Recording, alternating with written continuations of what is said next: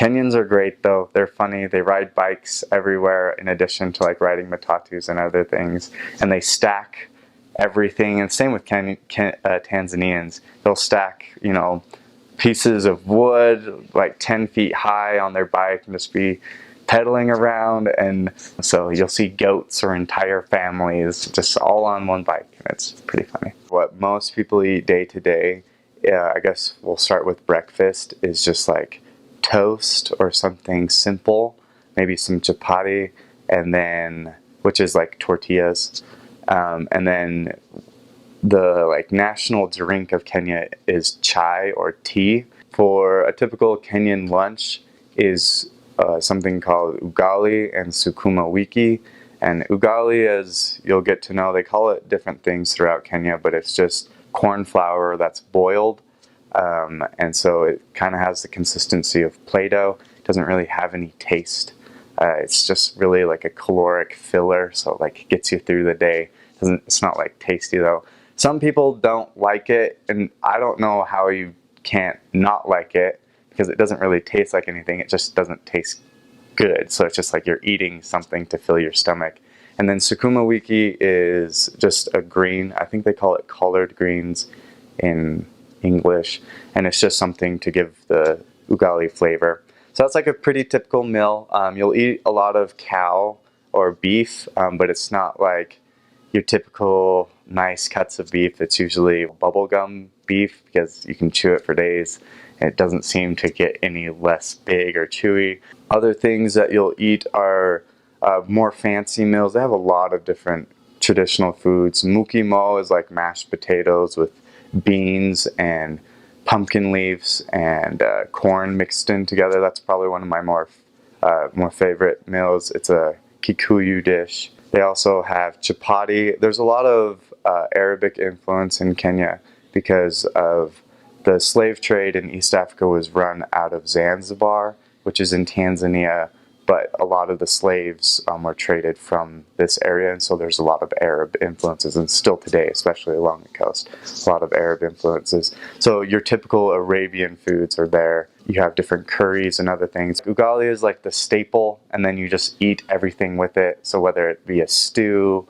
or various other things that they'll make, you'll eat it. To be honest, I don't think Kenyan food is very hard to like. It's just not very flavorful. It has like no spice and it's quite bland. So it's not like you're gonna love it, but I don't think you're gonna hate it per se. And then over time, your taste buds, I guess, get more sensitive and you actually find the taste that's in the food. Kenyans walk a ton.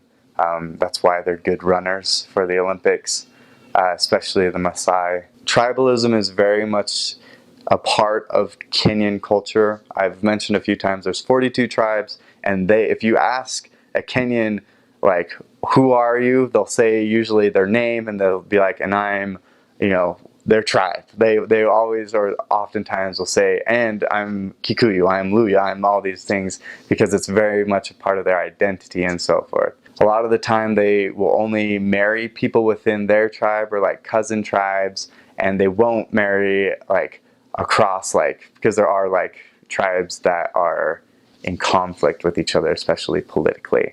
And so that's why in the election times in Kenya's history, especially most recent history, there's been some conflict and some violence regarding the elections, but they're very tribalistic, but they're very kind and very honest. There is no rush or like hurry in Kenya or in Tanzania. In fact, they have a saying that's haraka haraka aina baraka, which means hurrying brings no blessings.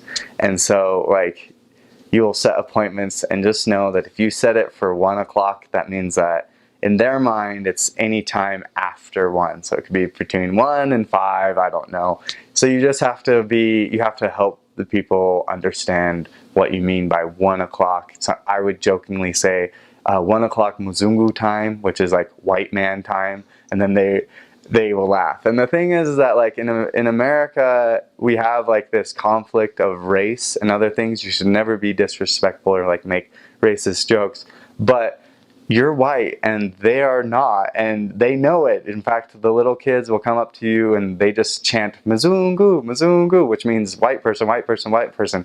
And it's just something, it gets annoying, but you get used to it, and they don't really care about race. So it's not like, I don't know, you don't have this big conflict. You see yourself just as a Kenyan after a while. These people are willing to work because of some poorly planned humanitarian aid. There's been kind of a tradition of reliance, which is not really their fault as well. But the people are good. They're hardworking.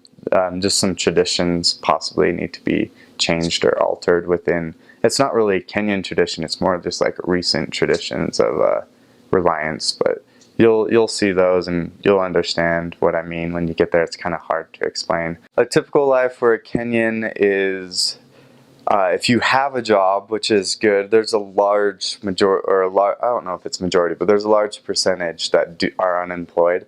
But usually you wake up early, eat your breakfast, and then if you have your job, they will get to their job. They are very, I guess, dedicated to their work. For those that have jobs, they're pretty hardworking, but a large percentage don't have jobs, and so they just kind of meander around. But as far as transportation, the best way that you can commute in Eastern Africa is through their public transportation, unless you have a car. But their public transportation in Kenya is called matatus, and they're just like little vans or small buses.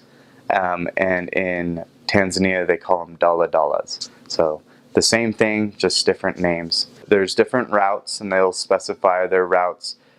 It's not like here in the States where it's like, oh, you go on Green Line to this.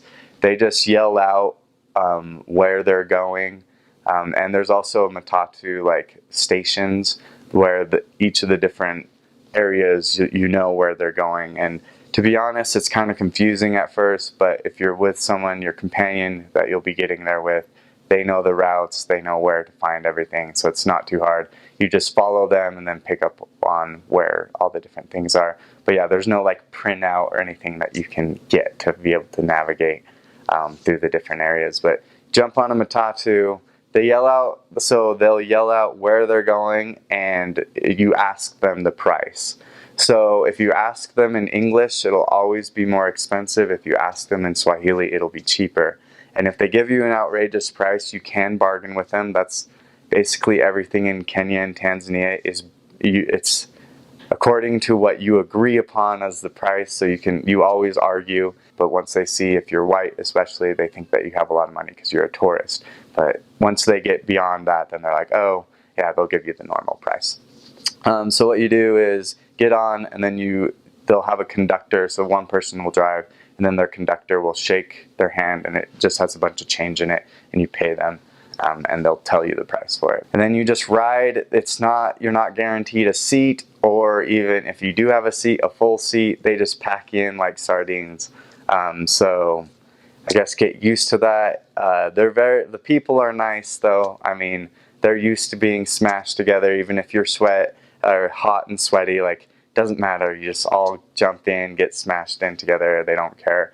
I would suggest though, I didn't ever there wasn't a huge problem with stealing or other things, but if you're wearing a backpack, I mean, it's just common sense that when you get on the matatus or other places where people are going to be pressing up against you, you just swing it around and hold it against your chest or your front, so that way you can see if people are getting into your bag. And I never really had any issues.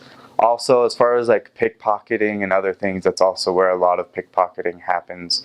But at the same time, just be smart. Don't have things in your pockets. Not every Kenyan is good at running. In fact, the majority are not. There's a couple of tribes that are well known for their running, and they're like the ones that always, when you see them in the Olympics, right away, just looking at their skull and their face structure. One thing that you'll learn in Eastern Africa, especially in Kenya, when you get familiar with the tribes, just by looking at someone, you can tell what tribe they're from. And so they don't, like, when you watch the Olympics, they'll announce their tribe as well because they're proud of what tribe they're from. But just by looking at them, you can already tell if you're familiar with the tribes. But it's usually the Maasai, or there's another, I think it's the Turkana or another tribe up north. And they're more of these nomadic, or traditionally, And a lot of them still live the traditional lifestyle. Some don't, though. They walk all day. They're herdsmen, so they like walk with their cattle all day, and or sheep or whatever they take care of. And they are just known for walking and running all day, and so it's been a part of their lifestyle for generations and generation and generation. And so I guess you could say, due to the genes being continued, if you're a good walker, then it might mean that you get married or whatever and have children. They're able to have these genes that just really, I guess, help out with endurance, because they can just run or walk all day. And Maasai are especially known for that. You'll see that like they'll wear sandals, but they're made out of tires, because tire sandals last forever. I have a pair. I've worn them for a couple of years. They look as good as or as ugly as the day I bought them. So yeah, they never run out, and so that's why they wear those sandals. One of the areas I served in was in an area called Kitale. It's in the western portion of Kenya in Rift Valley, and it's a farming community. And it's also where a lot of the election violence in 2008 happened, where a lot of people were like killed or like thrown out of their home. Just a lot of bad things happened, to make a brief story of it. But one of the people that I met there, his name is Brother Kaka, which is ironic and funny, not because in Spanish that word means something bad, but Kaka in Swahili means brother, so his name is literally brother. So I thought that was funny. But he and his family, they were of a different tribe than the area around it. And due to the election violence, they were from rivaling tribes, I guess I should say. And so due to the election, some conflict there, he was surrounded by or living in an area that was all the other tribe. And so he and his family literally had to take just what they could hold in their hands and run or flee for their lives out of their home. And they walked for several days, hiding during the day in anywhere they can, and walking by night, until they eventually got to someone's home out of their area that they knew would keep them safe. And so after a few weeks, they were able to, the election violence and hostility died down, and they were able to, I guess, resume their normal lives. The problem being is that their house and everything had been destroyed. And he was a tailor, and so he didn't. All of his equipment was also destroyed in the fire that people had done or had burned down their house. And so he had moved into the city of Kitale, which is, it's a small town, like very small. But he was working out of his one-bedroom apartment, where he had his wife and 4 kids all in their one-bedroom apartment, you could say. And he was trying to get things together so that he could continue working as a tailor. He found an old sewing machine, fixed it up, and other things. The reason why I give all this background is just to explain that he kind of had a hard life, and especially most recently had a very difficult time due to things that were outside of his control and not his fault. When I first met him and his family, he was, the thing that I first noticed about him, he was always smiling. And I was like, this guy is like living on top of the world. I'm just so surprised that this guy is happy all the time. And as we continue to meet with he and his family, they in their prayers, something that I would always notice is that they never complained about anything. They would offer a ton of thanks for all the things that they had. And then they would ask for some, just the basic things. They would be very like direct, or things that they were praying for. But he always had an aura of gratitude and thankfulness. Later, the more we met with them, one time he just wanted to meet with us, and we were talking about hardship and sometimes how things don't go the way that we were hoping and so forth. And we just asked him, Brother Kaka, do you have something of an experience like this? Because we were trying to help the kids understand some principles. And he was like, why, yes, I do. And so he shared his story with us, and I was in tears because of the difficulty that they had gone through. But when you look at the family, you would never guess. And that is, I guess, the amazing part of or amazing attribute of this family and of many people in Eastern Africa. We think that our difficulties are hard, but they go through so much more, and they do it with a smile on their face, and they're just grateful for everything that they have. I really got to know and see how blessed I am, but also how blessed God, or how God blesses all of his children with different attributes that they need to be able to live their lives. His family is now doing great. I still keep in contact with them, and they are, doing better. His business, of course, isn't flourishing, but they're being able to make ends meet.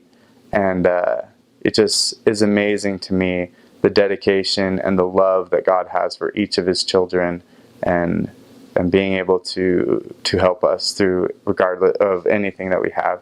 And they're still great people,